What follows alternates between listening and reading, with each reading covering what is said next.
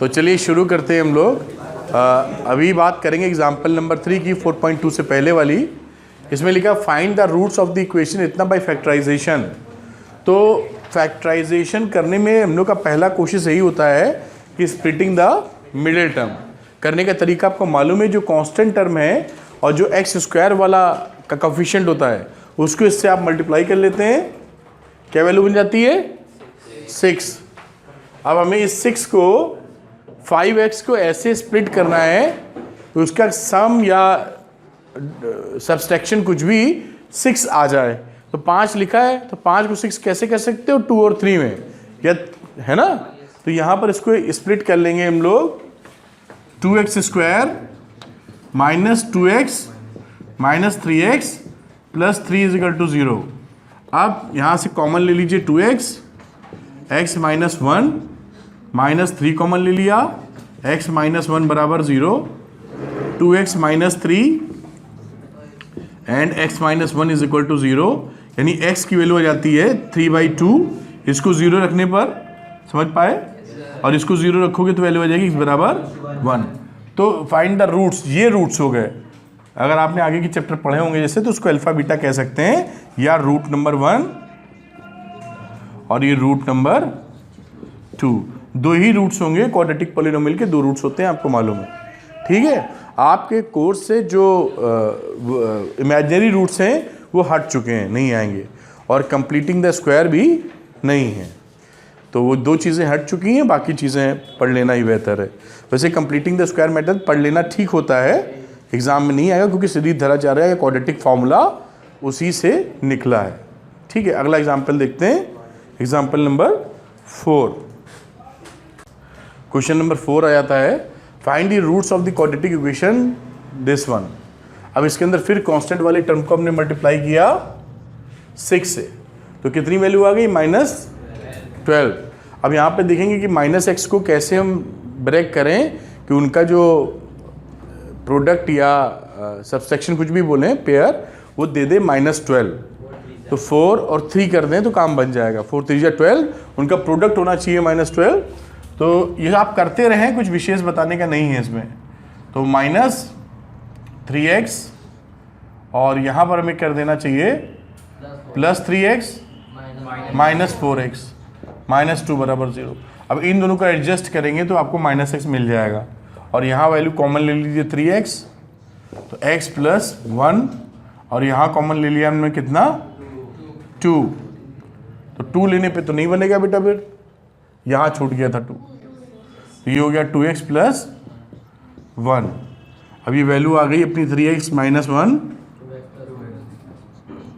और आ गई 2x + 1। तो एक वैल्यू बन गई x बराबर 1/3 और दूसरी बन गई x बराबर -1/2। ये 2 रूट्स आ गया। क्लियर है? कहाँ 2 कर दे बेटा? हाँ, ये ठीक बोल रही हैं। 1 की जगह 2 कॉमन लिया हम लोगों ने, तो यहाँ पर वैल्यू होनी चाहिए 2, और यहाँ भी वैल्यू आ जाएगी 2, और यहाँ वैल्यू कितनी आ जाएगी 2/2। ये आंसर आएगा। ठीक है, अब अगला एग्जाम्पल नंबर 5 है, उसको भी देखते हैं हम लोग। बहुत ही बेसिक हैं, ज़रूर कर ले रहे होंगे, बस डिस्कशन की बात है केवल।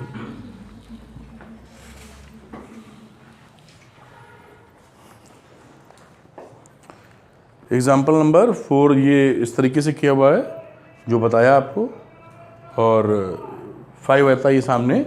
Find the roots of the quadratic equation this one.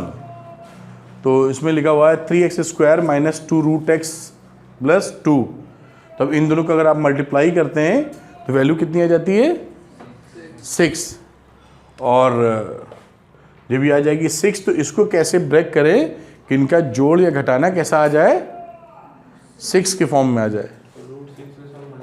हाँ, तो एक तो तरीका सीधे ब्रेक करने का, और एक जिसकी हमें स्प्लिटिंग, क्योंकि अभी स्प्लिटिंग करने हम जाएंगे ना तो हमको टेंशन देगा, है ना। क्योंकि अगर देखिए इन दोनों का आपने मल्टीप्लाई किया तो 2 × 3 6 आ गया।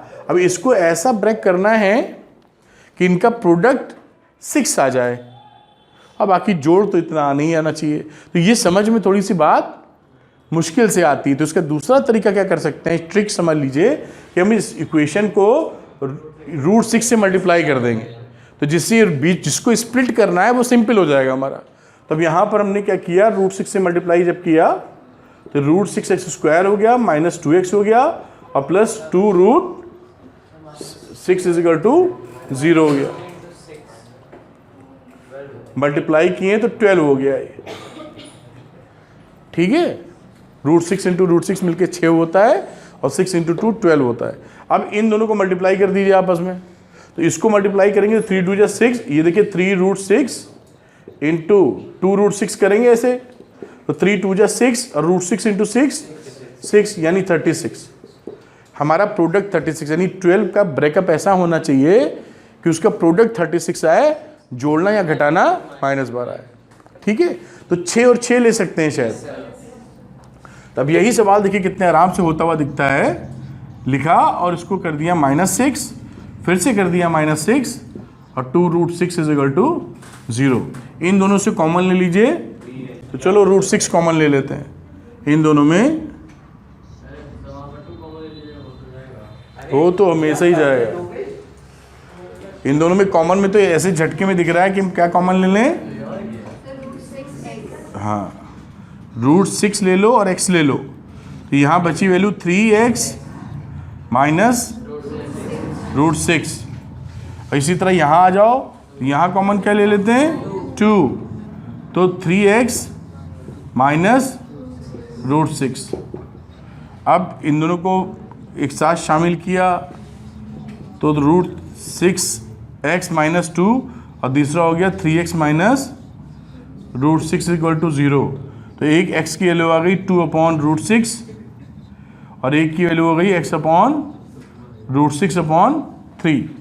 अब नॉर्मली रूट्स को नीचे नहीं रखते हैं, तो आप चाहें तो इसको रैशनलाइज कर सकते हैं, ठीक है। तो ये वैल्यू क्या आ जाएगी, नीचे 6 हो जाएगा, तो 2/6 रूट 6 यानी रूट 6 अपॉन 3, तो दोनों एक ही रूट निकल आए। तो ये परफेक्ट स्क्वायर है क्या, गलत कर दिया कुछ,